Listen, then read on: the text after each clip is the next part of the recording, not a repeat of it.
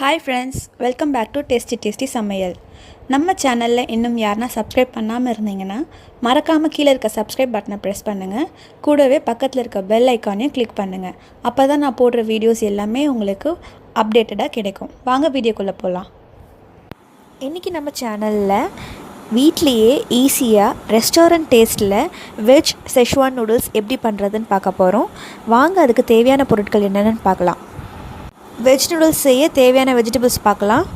Carrot, capsicum, cabbage, onion, 2 பச்சை மிளகா, ஃபைனாக சாப் பண்ண கார்லிக்.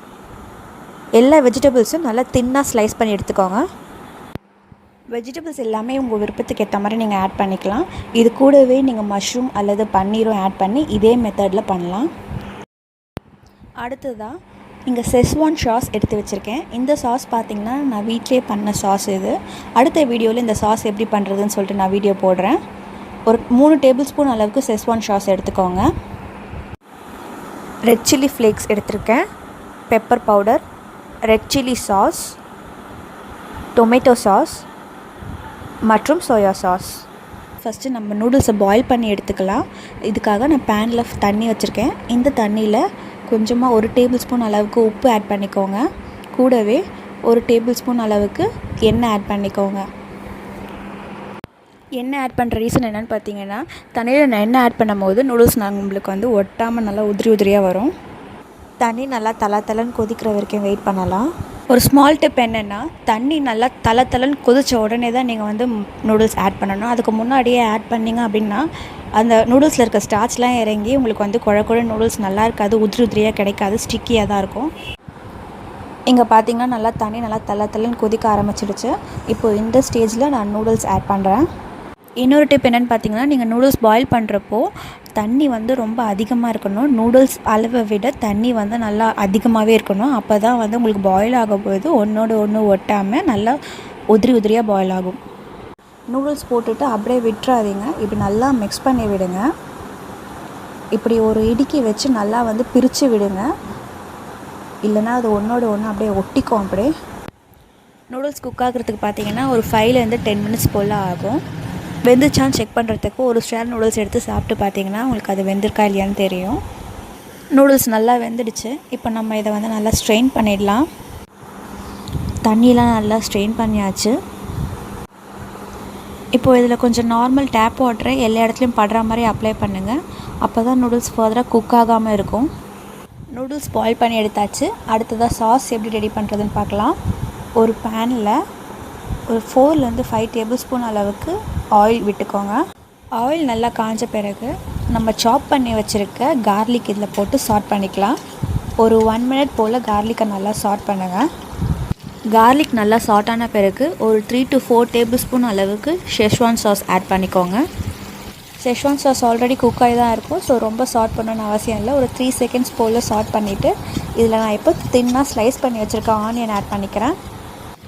ஆனியன்ஸ் லைட்டாக வதக்குனா போதும். சாப்பிடும் போது க்ரன்ச்சியாக தான் இருக்கணும்.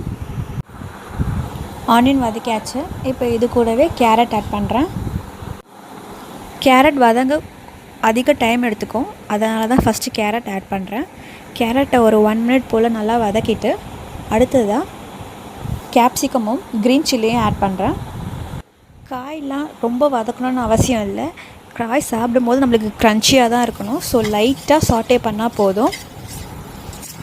கேப்சிகமும் க்ரீன் சில்லியும் லைட்டாக சாட் பண்ணிவிட்டு ஃபைனலாக இது கூட தின்னாக ஸ்லைஸ் பண்ண கேபேஜ் ஆட் பண்ணிக்கோங்க.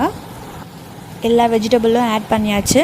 இப்போது நல்லா மிக்ஸ் பண்ணிவிட்டு ஒரு 2 minutes போல் நல்லா சாட் பண்ணுங்கள். இந்த ஸ்டேஜில் நான் லைட்டாக உப்பு ஆட் பண்ணுறேன். நம்ம ஆல்ரெடி நூடுல்ஸில் உப்பு போட்டு தான் பாயில் பண்ணியிருக்கோம். அதே மாதிரி சாஸ்லேயும் உப்பு இருக்குது, ஷெஸ்வான் சாஸ்லேயும். ஸோ காய்க்கு மட்டும் தகுந்தா போல் உப்பு ஆட் பண்ணிக்கோங்க. காயெலாம் நல்லா வதக்கியாச்சு. இப்போ இதில் பாயில் பண்ண நூடுல்ஸ் ஆட் பண்ணிடலாம். நூடுல்ஸ்லாம் ஆட் பண்ணியாச்சு. இப்போ இதை நல்லா மிக்ஸ் பண்ணி விட்டுக்கோங்க. இப்படி 2 கரண்டி வச்சு மிக்ஸ் பண்ணும்போது உங்களுக்கு ஈஸியாக இருக்கும் மிக்ஸ் பண்ணுறதுக்கு. நல்லா மிக்ஸ் பண்ணிவிட்டு இது கூடவே 1 டீஸ்பூன் அளவுக்கு சோயா சாஸ் ஆட் பண்ணுறேன். சோயா சாஸ் ஆட் பண்ணிவிட்டு 1 டீஸ்பூன் போல் ரெட் சில்லி சாஸ் ஆட் பண்ணிக்கோங்க. ஃபைனலாக 1 டேபிள் ஸ்பூன் அளவுக்கு டொமேட்டோ சாஸ் ஆட் பண்ணிக்கிறேன். எல்லா சாஸும் ஆட் பண்ணியாச்சு. இப்போ இதை நல்லா மிக்ஸ் பண்ணி விடலாம்.